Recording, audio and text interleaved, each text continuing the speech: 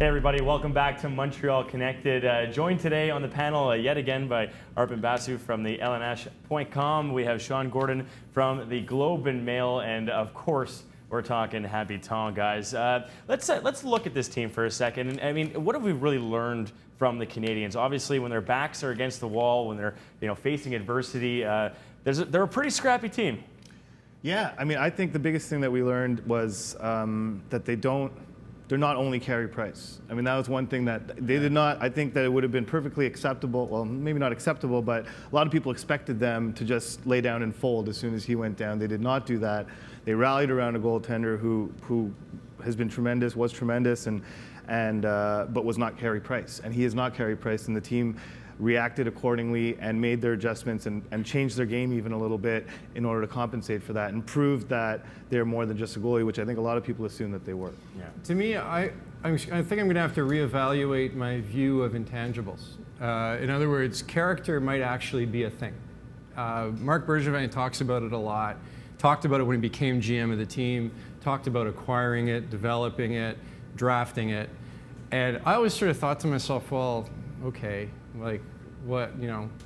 And now you see it. That's what it is. And I think, honestly, there are going to be some tweaks that are going to be needed to be made going forward to this lineup. This being said, the assemblage of character, I think, is something very encouraging for this team because it's actually kind of like the thread that links all of the decisions that they're making. A lot of character guys on the team. Brandon Prust, obviously one of them, and some really big hits so far in this series. What do you think about the Prust hit? How did that change the tone of the series? Yeah, I'm always sort of two minds on those things. It's a little bit like the whole narrative surrounding fights. Fights are going to change the momentum of a game. Well, no, not usually. Teams that initiate fights generally don't score immediately after them. In fact, it's the opposite. And it's the similar kind of a deal. I think that when you see big explosions of violence in the game, depending on when it comes, yeah, it can help your team, yeah, it can fire you up, but sometimes it doesn't. I mean, you kind of looked at what happened afterwards in the hit with the John Moore hit against Dale Weiss. That didn't really seem to spark, honestly, the Rangers. But even, the Prust hit, he fought after that, and after the fight, got up and riled up the bench and went to them and was like, let's go, and they didn't go. It was like, there was no let's go to them. It was not a big impact in the game ultimately. Prust was trying to set the tone, and everyone said afterwards he was setting the tone for the game, but it didn't work out that way. It's hockey speak. It's like, okay, so we can agree, character is a thing, setting the tone, this is not so much of a thing. Yeah. All right, well, speaking of, big hits, we'll talk about big shoes. Big shoes were filled by Dustin Tokarski. What have we learned about him as a player? Well, I think that Michel Therrien's analysis of him is probably correct. He's a winner. Yeah. He's a kid who is not always going to be an oil painting. We were remarking at one point, far from it. He's finger painting. Or as I was going to say, if it's going to be an oil painting, it's going to be one done by you or I, not by anybody who knows what they're doing. However, I think he's a guy who just gets the job done, and it'd be interesting to see what he could do and what he could become if he had more constant tutelage from Stéphane Waite. He talked actually after Game 5 about how Waite has helped him.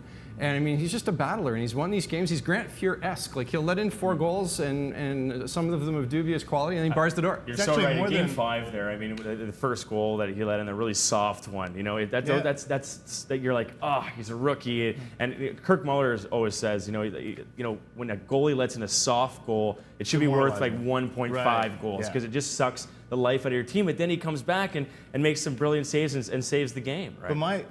But Grant Fuhr is a great analogy because of the timeliness of his goaltending. In Game 5, he gave up 4 goals, but then he shut the door once he needed to. Yeah. But I look at him and I think of Tim Thomas, a guy who was undersized. No one thought he would make it because of that. Had this scrambly, weird style that isn't really a style, but just kept the puck out. And I see Dustin Tokarski as being kind of the same type of guy who maybe can go on to do the things that Tim Thomas did eventually. And the other thing is that in the Boston series, we had like the rink announcer in Boston, Laz Ella, right? Yeah. And in the New York series, we have Mike Francesa.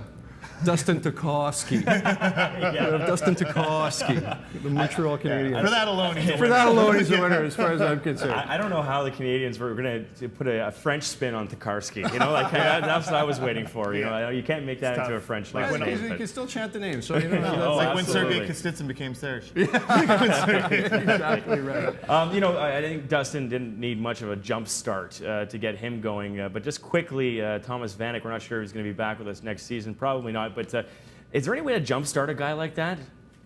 I think he does it himself. I think a guy like Thomas Vanek is prone to lulls, and it could happen in October. It could happen in March down the stretch, or it could happen in the playoffs. I think in his case, it just so happened. You just never know what you're going to get with him, and that's sort of kind of what the Canadiens were this whole series. It's like the Monty Python team, and then now for something completely different. You know, thanks guys for doing this. We'll see you next time. Most welcome.